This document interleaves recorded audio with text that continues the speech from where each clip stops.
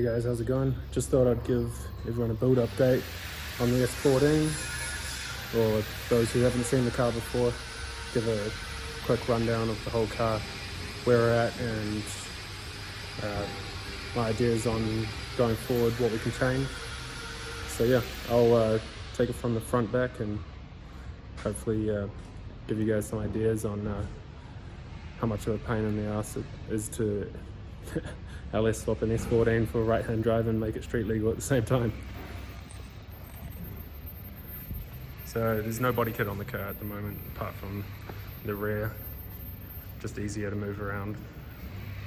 Got a full Racing Line Origin Lab body kit, the silver carbon hood type 2, 20mm front fenders from Origin, charge speed 50mm rear fenders, and that's about it for the body kit.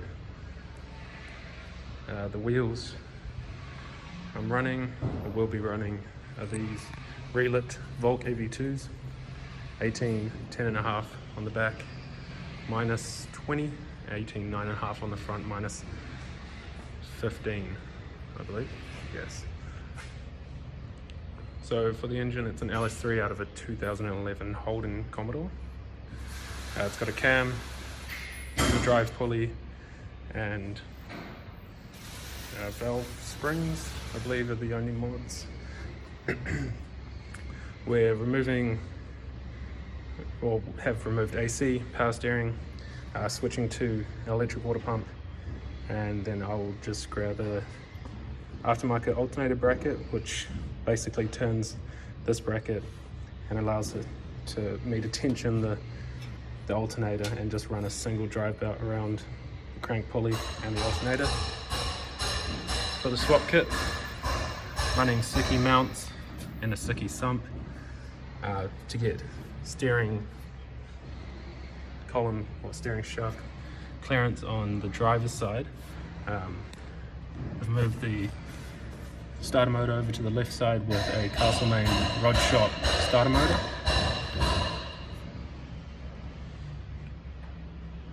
We're also using the factory Holden TR6060 gearbox. It's a lot taller, so it does require a decent bit of cutting to the gearbox tunnel. Running Part Shop Max suspension arms all throughout the car, and some Nismo cast iron bracket and stance coils with Swiss springs. So for the interior, just got a Race Tech 009 seat, I believe 4009 is the model, from memory. Comfiest seat I've ever sat in. Bit expensive, but you pay for good quality. It's New Zealand made, so it's good to support a local business. So we've cut out the factory support that runs along the front here, and we're going to bolt the seat basically to the floor.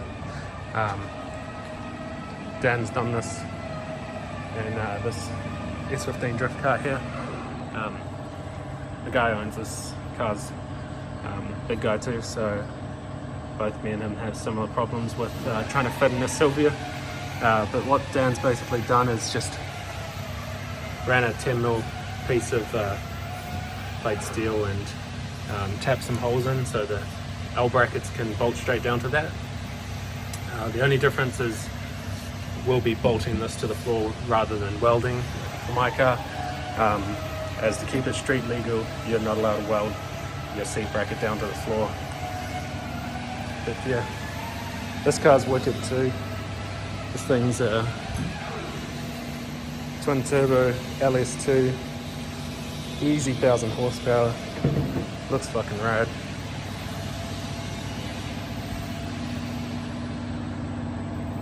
Nice selection of cars here, but can't go wrong with the good old LS swaps, eh?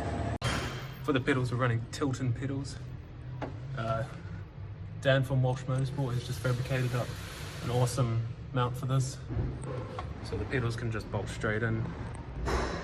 and he's also just modified the stock beam that goes across the top here, so that we can clamp on a Woodward steering column.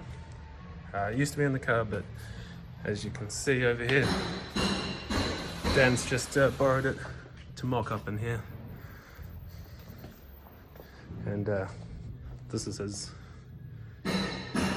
LS swapped C35 with 8-2-1 headers in firing order, so be good to hear this start. But back to the Silvia. We're in full part shop max. GK Tech solid subframe bushes and a factory turbo Silvia diff with a, I believe, a 1.01 mil shim and just some fresh oil. We've got part shop max knuckles all round. I don't have the fronts in as they're not road legal.